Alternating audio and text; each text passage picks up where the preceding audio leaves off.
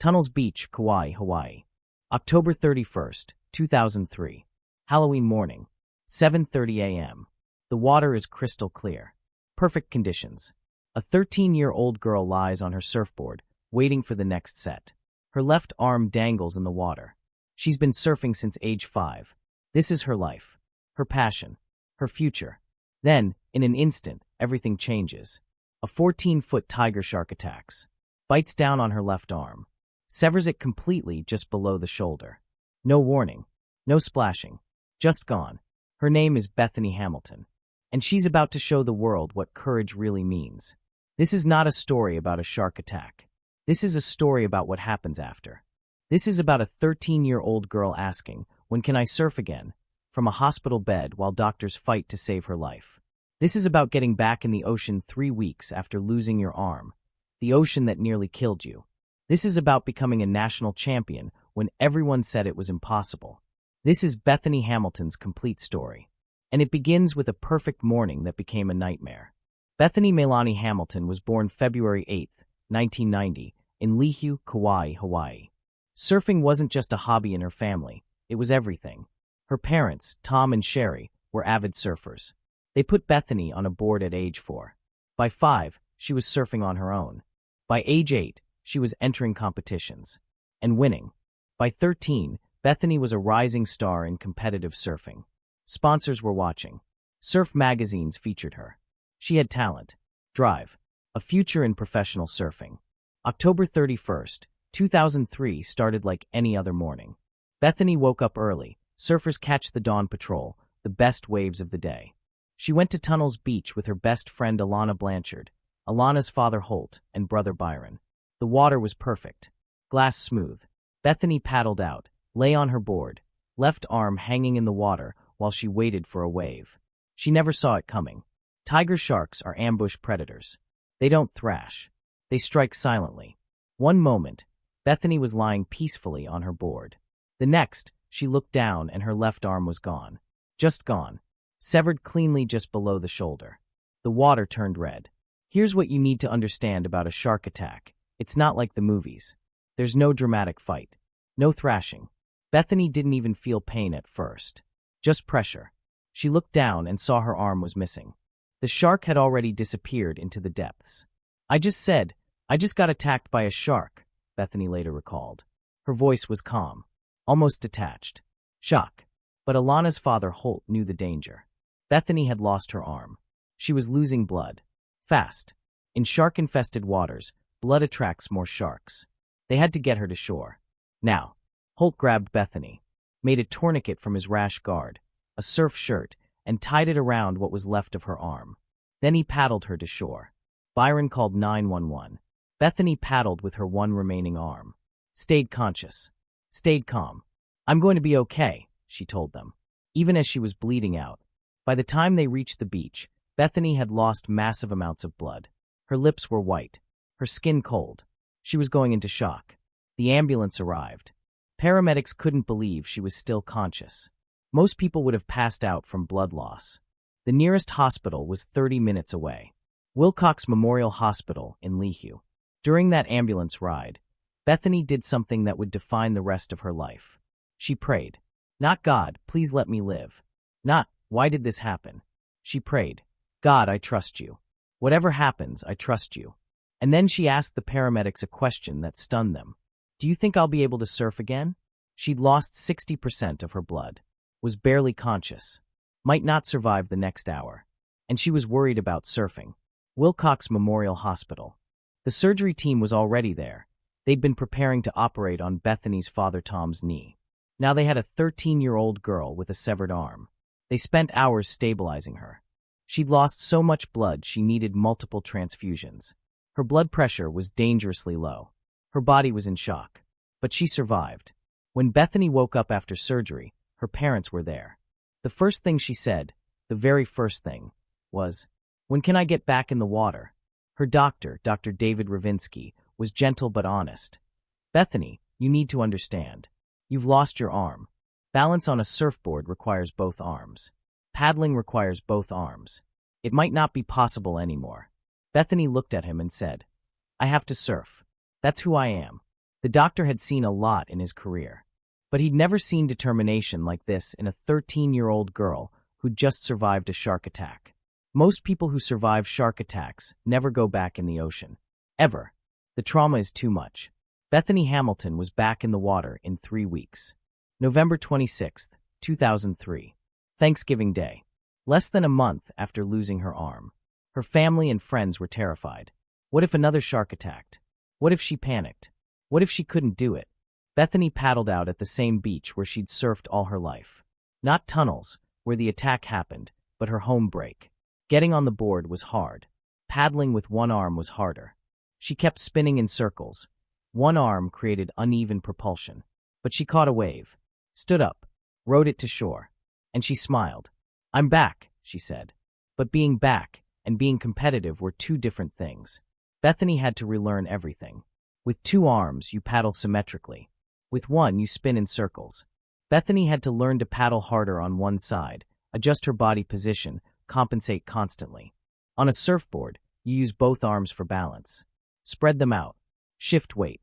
With one arm, Bethany had to relearn her entire center of gravity.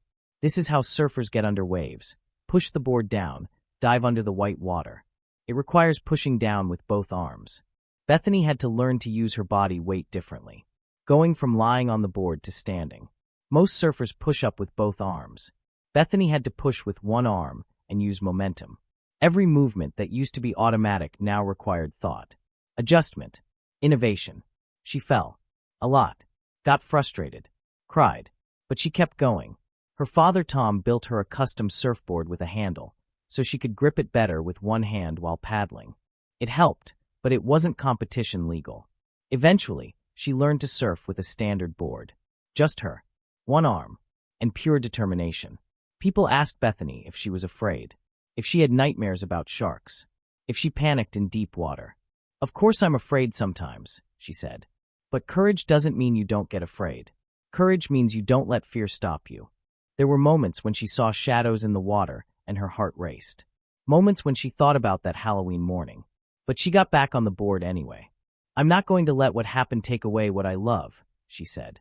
"The shark took my arm. It doesn't get to take my dreams too." 10 weeks after the attack. January 2004. Bethany enters a competition. Not a special adaptive competition. A regular surfing competition.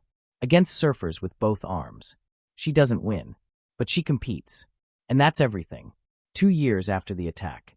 The NSA, National Scholastic Surfing Association, National Championships in California. Bethany has been training relentlessly. Competing constantly. Getting better every day. But this is nationals. The best young surfers in America. Many of them will go pro. They all have both arms. Bethany paddles out. The waves are good. She's nervous, not about sharks, but about competing. First heat. She catches several waves. Her turns are sharp. Her style smooth. She's adapted her technique completely. What she lacks in power from one arm, she makes up for in positioning and timing. The judges score her waves. She advances. Next heat. Then the next. Bethany keeps advancing. People are starting to notice. The one-armed surfer from Hawaii is beating everyone. Finals. Bethany catches the wave of the day. A perfect ride. Aggressive turns. Stylish finish. The scores come in. 2 years earlier, doctors said she might never surf again. Now she's a national champion. Bethany doesn't stop at nationals. She goes professional. In 2007, she begins competing on the professional surfing circuit. Not in a separate division for adaptive athletes, in the regular women's division. Against the best female surfers in the world. All of them have both arms.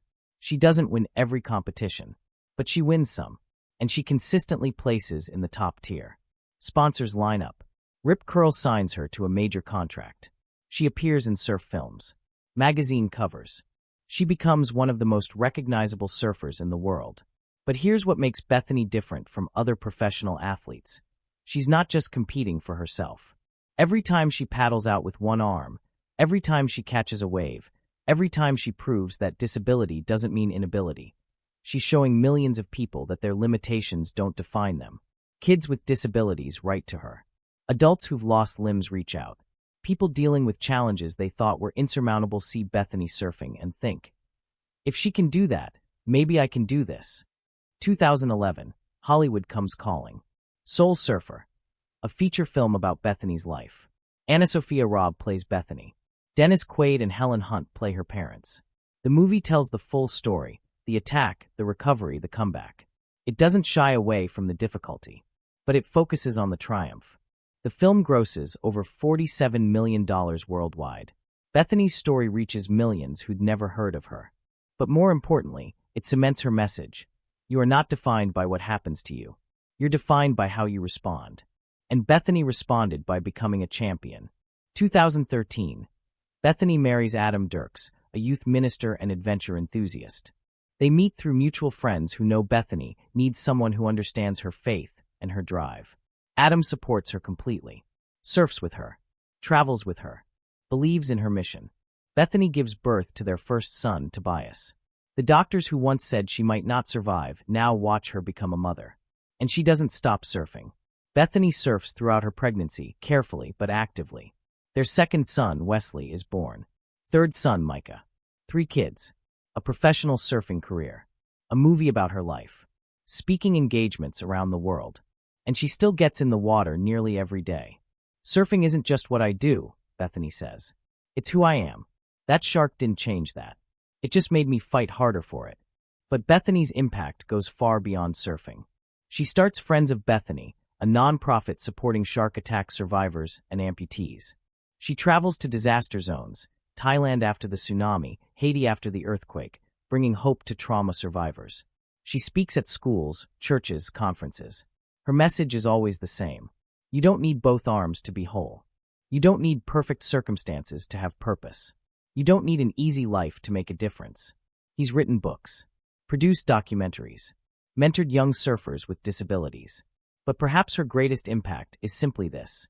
Every time she paddles out with one arm and catches a wave, she proves something fundamental about human potential. We are not our limitations. We are not our tragedies. We are not what happens to us.